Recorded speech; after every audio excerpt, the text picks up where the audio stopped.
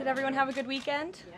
The one problem that remains is high interest rates for the American people. The American people want to borrow money cheaply, and they should be able to do that. But unfortunately, we have interest rates that are still too high. So the president sent this note to the Fed chair today.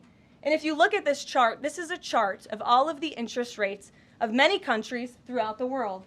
At the top is Switzerland. They're only paying a quarter for interest rates. Cambodia, Japan, Denmark, Thailand, Botswana, Barbados, Taiwan, Bulgaria, Cuba, Sweden, Morocco, Cabo Verde, South Korea, Algeria, Canada, Albania, Libya, Malaysia, China, New Zealand, Trinidad and Tobago, Czechia, Bolivia, Australia, Costa Rica, the Bahamas, Kuwait, Papua New Guinea, Bosnia, United Kingdom, and the UAE are all paying lower interest rates than the United States of America, which has one of the hottest and strongest economies in the world.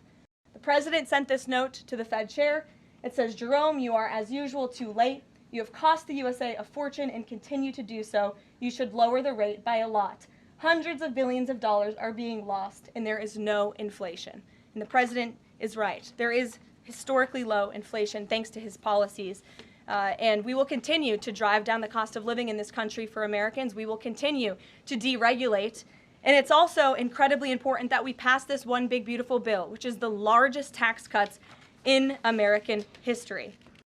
Has the president got a short list of who he wants to see as Jay Powell's successor, and is he going to name a successor as early as this summer? I won't get ahead of the president on any announcements on that. Does he like Scott Bessent for the job? Again, I won't speak. It's very simple.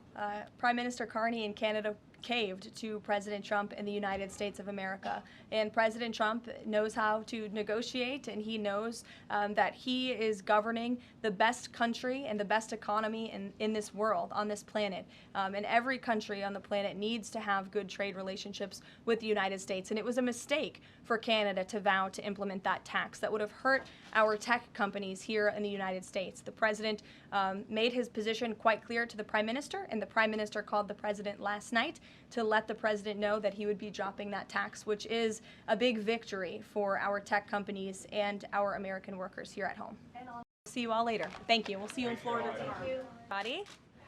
Did everyone have a good weekend? Yes. Good. It's good to see you back here. We have another busy week.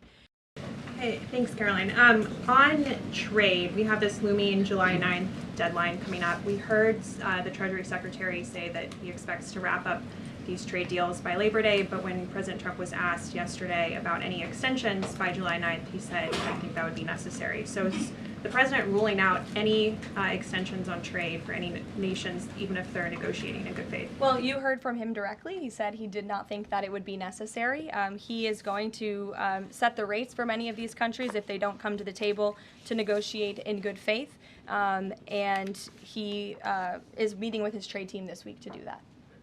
I just watched a CNN segment on a new app called Ice Block, and it kind of appeared to be promoting this app where you can tell people where ICE agents are. Hey. Did everyone have a good weekend? Yes. Sure. Well, I know that Mr. Dermer is in Washington this week to meet with senior officials here at the White House. I also know that this administration is in constant communication with Israeli leadership, and the president himself speaks frequently, as you know, to Prime Minister Netanyahu. But this has been a priority for the president since he took office, to end this brutal war in Gaza. It is because of this president that humanitarian aid is being brought into the region. It's heartbreaking to see the images that have come out from both Israel and Gaza throughout this war, and the president wants to see it end. He wants to save lives, and however, the main priority for the president also remains to bring all of the hostages home out of Gaza. As you know, his tireless effort has brought home many of the hostages, including all of the American hostages who were held there. So he wants to see both things happen, and we're continuing to work very hard to do those things. Thanks, Caroline. On the mega bill and the amendment that would limit Medicaid. It's good to see you back here. We have another busy week.